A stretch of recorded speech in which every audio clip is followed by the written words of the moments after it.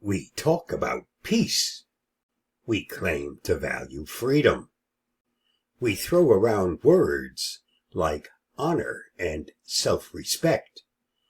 But if those four things really matter, if they're the foundation of a better world, then let's be honest, we're nowhere close.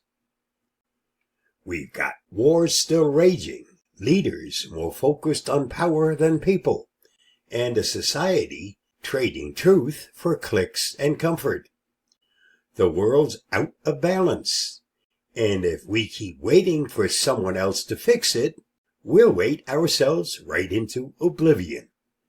But here's the truth they hope you never realize. You're not powerless.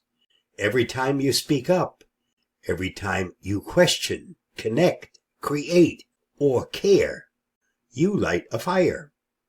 Change doesn't start in government offices. It starts in you, in us, right here, right now. So light the spark. Don't wait. Don't ask permission. Fan the flames. Speak the truth even if your voice shakes, especially if it shakes, because this world isn't going to fix itself.